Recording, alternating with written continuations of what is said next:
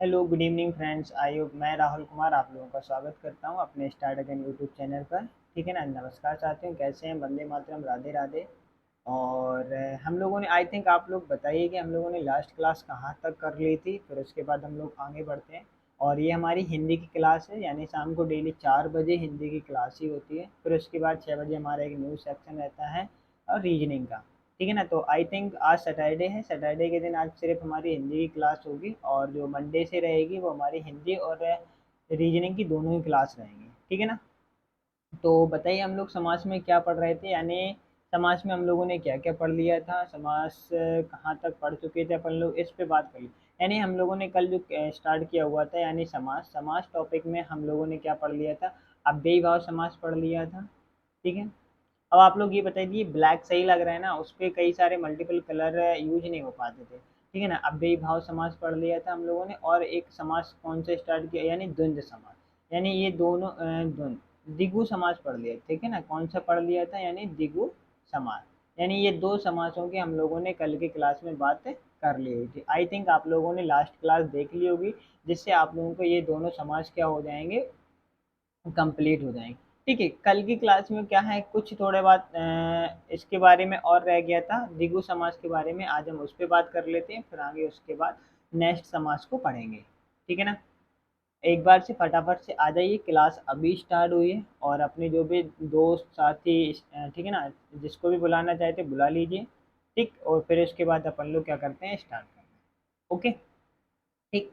कल हम लोगों ने किसकी बात करी थी? देखो, अब एक क्या होता है, जैसे द्विगु और जो अव्ययीभाव समास है, ऐसे ही। अब जैसे ये कल हम लोगों ने पढ़ा था द्विगु समास, द्विगु समास के जैसा ही एक और समास, जैसे क्या होता है द्विगु समास में भी क्या रहता है, जैसे प्रथम। ठीक है। प्रथम, या तो फिर क्या रहेगा, पूर्व पद रहेगा। ठीक है। पूर्व या पहला, ये सभी क्या है, एक ही शब्द है। प्रथम पद है, पूर्व पद है, या क्या है, पहला पद है। ठीक है। द्वितीय, द्वितीय को क्या क्या बोलते हैं? द्वितीय को उत्तर भी बोलते हैं। क्या बोलते हैं? उत्तर। उत्तर को क्या बोलते हैं? या दूसरा पद भी बोलते हैं। क्या बोलते हैं? दूसरा पद। ये सभी क्या रहते हैं, आपके द्वंद्व समास के हैं। ठीक है ना। किस पे बात कर ले रहे हैं हम? द्वंद्व समास। ठीक। लेकिन जो प्रथम पद जिसमें होता है वो क्या होता है, अव्ययी भाव समास होता है। यानी क्या होता है, अव्ययी भाव समास होता है। ठीक। अव्ययी भाव समास।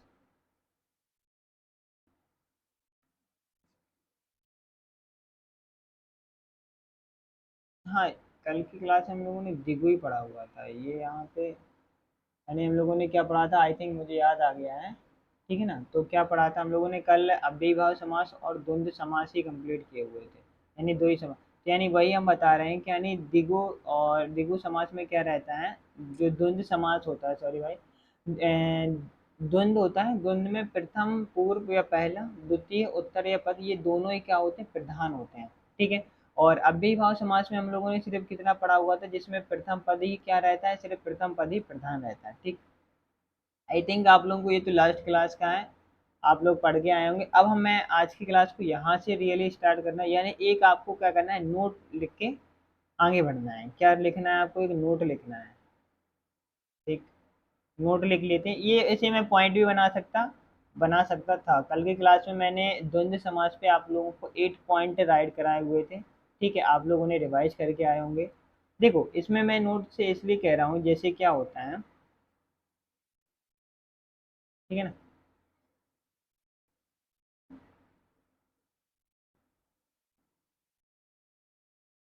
जैसे क्या होता है, एक से एक से 10 तक, 1 से 10 तक, 20, 30, 40, 50, 60, 70, ठीक है ना, 80, 90, 100।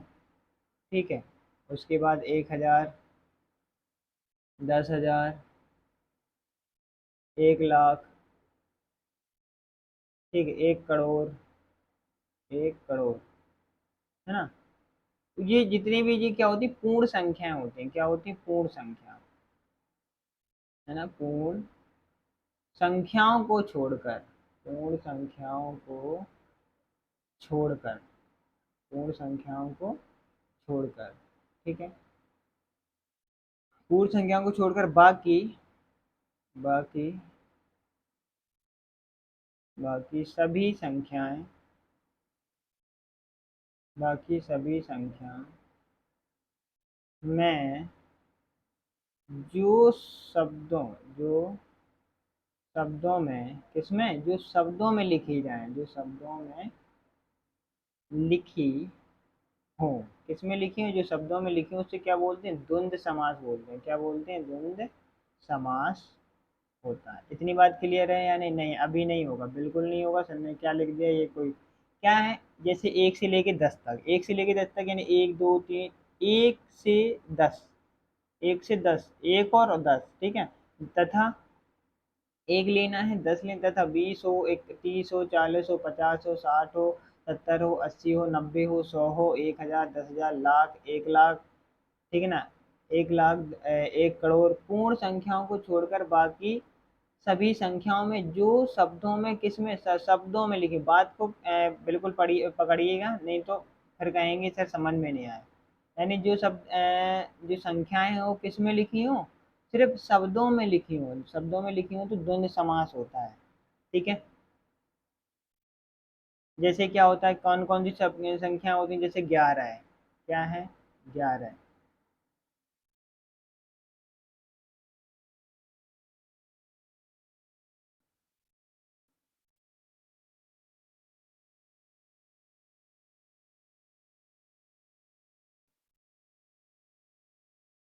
क्लियर है ना यहाँ तक?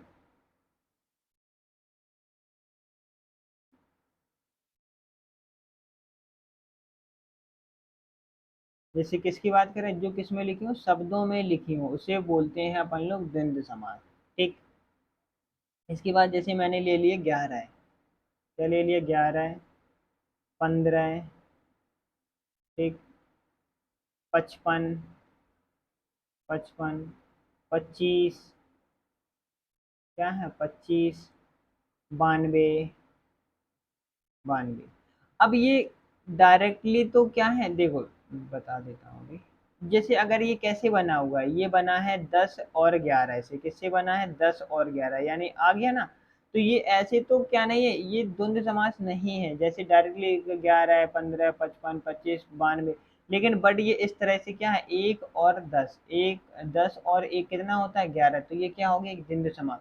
15 कैसे लिखा जाएगा, 10 और 5, 10 और 5, ठीक है ना।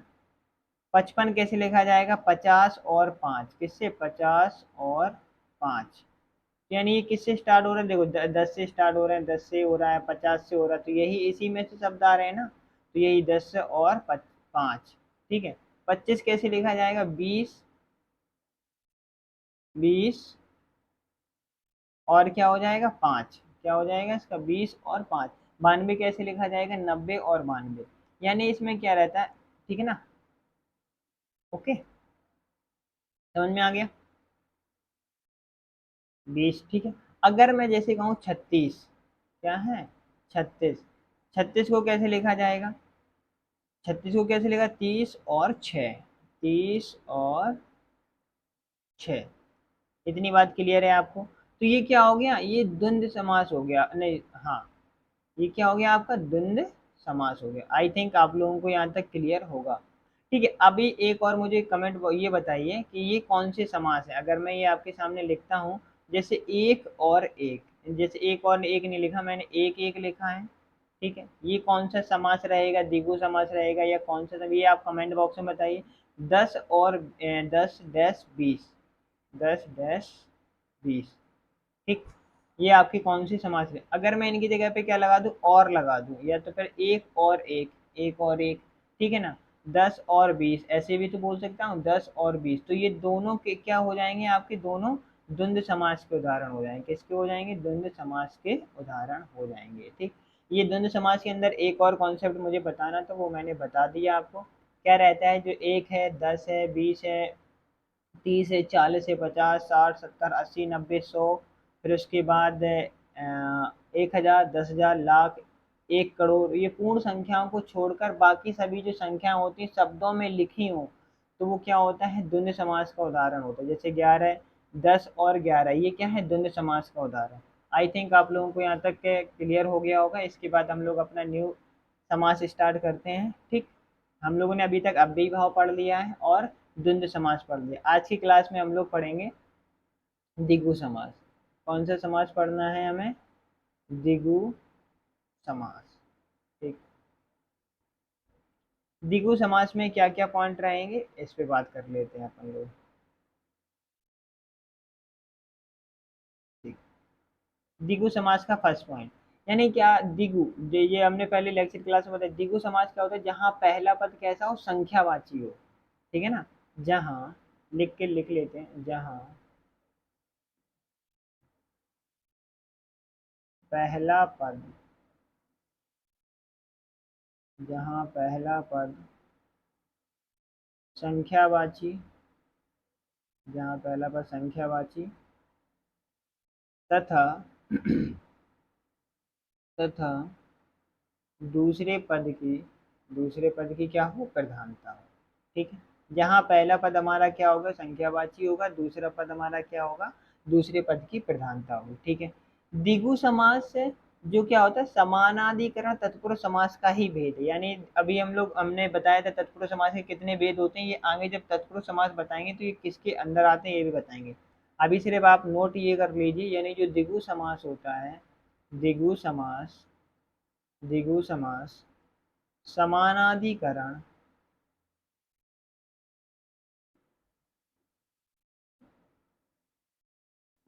द्विगु समास समानाधिकरण तत्पुरुष समास का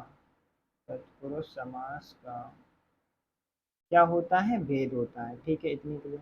इसका थर्ड पॉइंट देखते हैं, यानी और द्विगु का शाब्दिक अर्थ क्या होता है? द्विगु का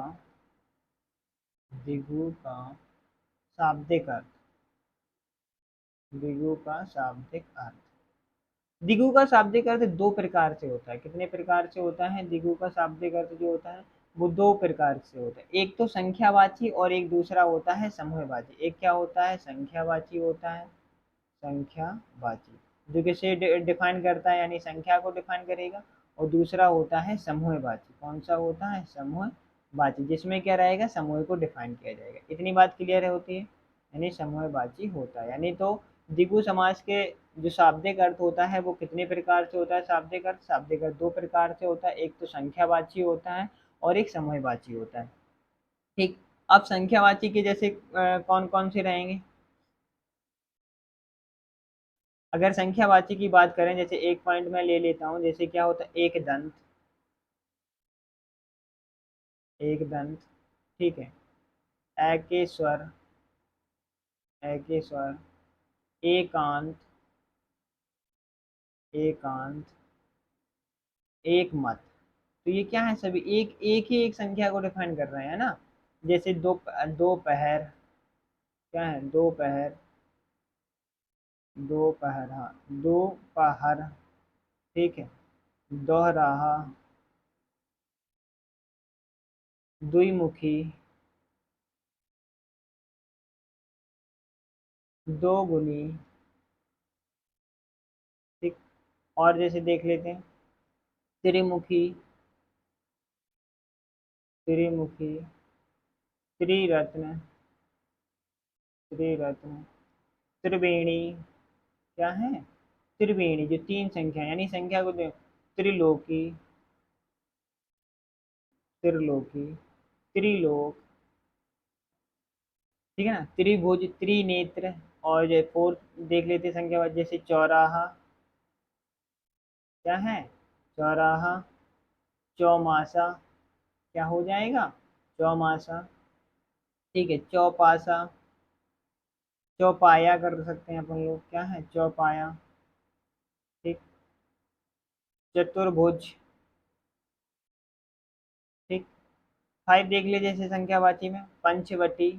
ये सभी किसके हैं? द्विगु समास के उदाहरण है, लेकिन किसके अंदर आ जाएंगे? ये संख्यावाची, संख्या को डिफाइन कर, देखो एक दंत, सिर्फ एक ही दंत। ठीक है। एक स्वर, एकांत, एक मत, दोपहर, दोपहर, दो राहा, द्विमुखी, दो, ठीक है ना?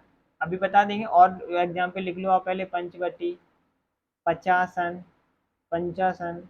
ठीक है। और पंचा,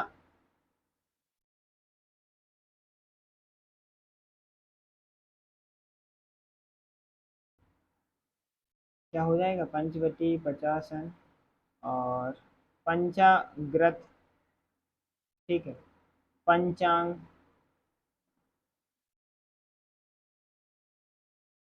पंचांग हो गया, ठीक है, पच नाग,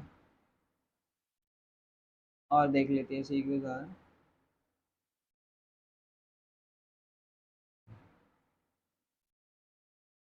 6, जैसे क्या है, षडानन, ठीक है, स- षटासन, ठीक है, षटकोण, षटकोण, षटमुख, षटभुज,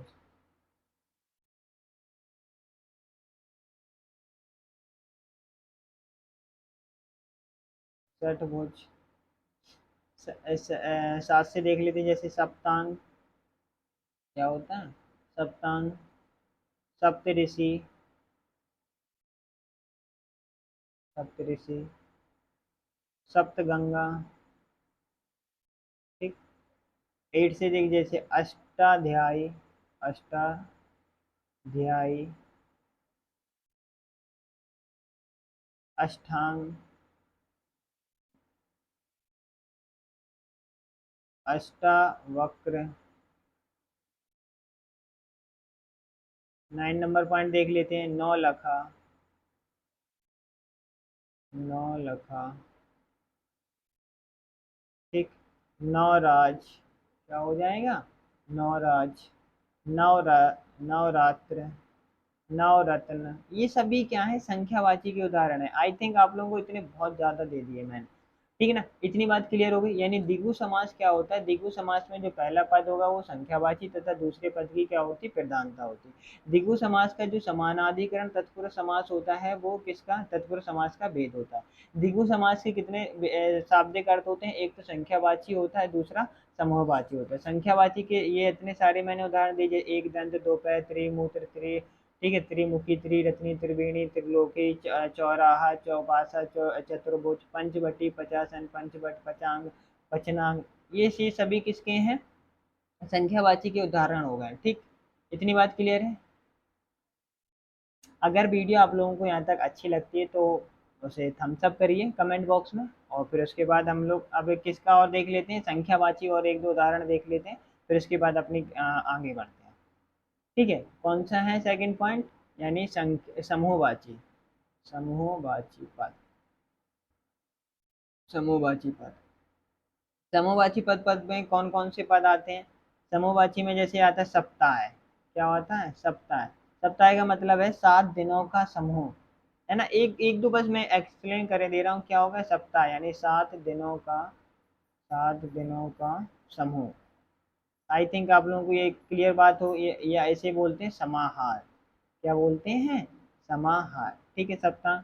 दशक, दशक का मतलब क्या होता है, दशक यानी 10 वर्षों का समूह, क्या हो जाएगा, 10 वर्षों का समूह, 10 वर्षों का, वर्षों का समूह, ठीक। ऐसे क्या हो जाएगा, शतक, शतक क्या हो जाता है, यानी 100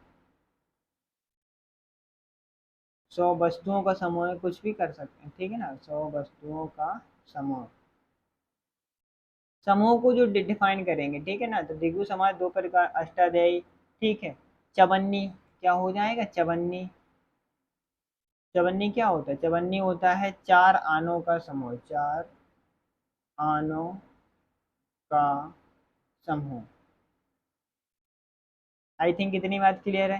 पंजाब, क्या हो गया, पंजाब, पंजाब क्या है, 5 नदियों का समूह, 5 नदियों का, नदियों का समूह, ठीक। ये तो मैंने उसके कुछ उदाहरण दे दिए हैं, आप लोग और भी जो समूहवाचक होंगे वो सभी किस में आ जाएंगे, द्विगु समास में आ जाएंगे, ठीक। आगे बढ़े, चलिए। आज फिर इसके बाद हमारा है जो फोर्थ पॉइंट रहेगा, फोर्थ पॉइंट रहेगा कर्मधारय समास। कौन सा रहेगा, कर्मधारय समास, कर्मधारय समास, ठीक। कर्मधारय समास का क्या होता है, कर्मधारय समास में क्या रहता है, जहाँ क्या हो कार्य और काम, यानी जो कार्य को, ठीक है, कार्य को करने वाला, यानी किसको, कर्मधारय मतलब क्या होता है, जो कार्य को करने वाला, यानी कार्य को क्या हो करने वाला, यानी कर्मधार। ठीक है, फर्स्ट पॉइंट हो गया। सेकंड पॉइंट क्या होता है, जिस सामासिक पद का क्या होता है उत्तर या दूसरा पद, यानी कर्मधार के दूसरे पद पे क्या जाएगी, इसकी प्रधानता जाएगी। ठीक है ना, जिस जिस सामासिक जिस सामासिक पद का उत्तर, ठीक है, पद या कौन सा दूसरा पद, उत्तर पद या दूसरा पद क्या हो, प्रधान हो। ठीक, प्रधान हो। इसके बाद और भी इसके पॉइंट रहेंगे, जैसे क्या होता है, कर्मधार समास के अन्य नाम भी होते हैं। क्या होते हैं, कर्मधार समास के अन्य नाम। हम अन्य नाम कौन कौन से होते हैं देख लेते हैं। कर्मधार समास के अन्य नाम से अपन किसी के किस टाइप से जानेंगे, जैसे एक होता है विशेषण विशेष समास भी बोलते हैं, इसे क्या बोलते हैं, विशेषण विशेष समास। ठीक है, विशेषण विशेष समास भी बोला जाता है इसे। सेकंड इसका नाम रहेगा उपमान उपमेय समास। उपमान उपमेय समास, उपमान उपमेय समास। थर्ड पॉइंट क्या रहेगा, गुण गुणी समास, गुण गुणी समास। ठीक है, इसके ये क्या हो गए, तीन अन्य नाम हो गए। समझ में आ गया। कर्मधारय का मीन्स ही होता है जो क्या है, कार्य प्लस को धारण करने वाला। ठीक है, इतनी बात ये समझ में आई। और इसके कुछ पॉइंट लिख लेते हैं। क्या होता है, जहाँ एक कार्य दूसरे कार्य को करने वाला हो, यानी क्या होता है, इसमें एक और पॉइंट है, जहाँ जहाँ क्या होता है, एक कार्य दूसरे दूसरे कार्य को करने, क्या हो, करने वाला हो। जैसे फॉर एग्जाम्पल बता देता हूँ, जैसे चाय वाला, क्या है, चाय वाला। ठीक है, पान वाला, क्या हो गया, पान वाला है ना, एक पान वाला तो पान है, लेकिन पान सब्जी वाला क्या हो गया, आई थिंक वो दिख नहीं रहा आपको, क्या हो गया, सब्जी वाला। दूध वाला, अखबार वाला, ये सभी इसी में आ जाएंगे। ठीक है ना, दूध वाला, अखबार वाला। ठीक है ना, स्वर्णकार, कुंभकार, क्या हो जाएगा, कुंभकार। ठीक है, लोहार, क्या हो जाएगा, लोहार। ठीक है, चम्रकार। ठीक, आई थिंक आप लोगों को इतनी बात क्लियर होगी। यानी कर्मधार समास से क्या होता है, ये किसके, जहाँ क्या होता है, एक कार्य को दूसरे कार्य को करने वाला होता है, जैसे चाय वाला है, पान वाला है, सब्जी वाला है। ठीक है ना, और अखबार वाला है, कुंभकार है। ठीक, ये तो होगा हमारे बेसिकली कर्मधारय की समास के हिसाब से। अभी हमने कुछ इसके क्या देखे हैं, विशेष, यानी जो देखे उसके उन्हें अन्य किस नाम से जाना जाता है वो देखे हुए थे, है ना। अगर हम इसकी फर्स्ट पॉइंट की बात करें तो ये क्या होता है, एक विशेषण विशेष समास, अभी मैंने बताया था आपको। तो ये इसके किस टाइप से रहते हैं ये और देख लेते हैं, यानी विशेषण विशेष समास। ठीक, विशेषण विशेष समास में क्या होता है, जो किसी विशेषण की विशेषता बताए। ठीक है ना, इसके जो कुछ एग्जाम्पल होते हैं वो देख लेते हैं, जैसे क्या हो, पीताम्बर, क्या है, पीताम्बर। ठीक है, पीताम्बर। महात्मा, क्या है, महात्मा। ओके, कृष्ण सेवी। ठीक है, कृष्ण जो सेवी। सुंदर स्त्री, क्या है, सुंदर स्त्री। ठीक है, और कमीना मंत्री, क्या हो जाएगा, कमीना मंत्री। ठीक, नटखट, नटखट बालक। ठीक, शैतान छात्र, क्या हो जाएगा, शैतान छात्र। आई थिंक आप लोगों को ये क्लियर हो गया, यानी विशेषण विशेष समास। इसका हम लोगों ने सेकंड पॉइंट कौन सा देखा हुआ था, सेकंड पॉइंट की बात कर लेते हैं। यानी क्या होता है, ये तो विशेषण अब क्या है, विशेष विशेषण समास। कौन सा है, विशेष विशेषण विश- विशेष विशेषण, ठीक, समास। इसके किस टाइप से रहेंगे? जो विशेष विशेषण हो, इसमें रहने वाला जैसे नरोत्तम, क्या है? नरोत्तम, ठीक, नरोत्तम, पुरुषोत्तम, पुरुषोत्तम, ठीक। एक और जो लास्ट था वो कौन सा था, यानी थर्ड वाला, उपमान उपमेय समास। कौन सा था? उपमान उपमेय समास, उपमान उपमेय समास, ठीक। इसमें कौन सा जो उपमा किसी की क्या बता, उपमेय उपमेय, जैसे चंद्रमुख, जैसे क्या हो गया, इसकी चंद्रमा के समान क्या है? मुख है, ये मुख बना लेते हैं, क्या है? चंद्रमुख, क्लियर है ना? हाँ, चंद्रमुख। कमल नयन, कमल नयन, मृग नयन, है ना, जो सीता थी, मृग नयन, मृग नयन, ठीक है। गज गामिनी, गज गामिनी। आई थिंक आप लोगों को यहाँ तक क्लियर होगा। इसका एक और फोर्थ हमने बताया था, गुण गुणी, ठीक है ना? कौन सा है? गुण और गुणी समास, गुण और गुणी समास, ठीक है। इसके क्या उदाहरण रहने वाले हैं? इसके जैसे क्या है? गुण गुणी, यानी भला आदमी, क्या है? भला आदमी, ठीक। और क्या है? भला आदमी, कर्मठ नेता, बोलते हैं ना कर्मठ, जुझारू, कर्मठ नेता, ठीक है। ईमानदार, ईमानदार, ठीक है। विदुषी महिला, विदुषी महिला,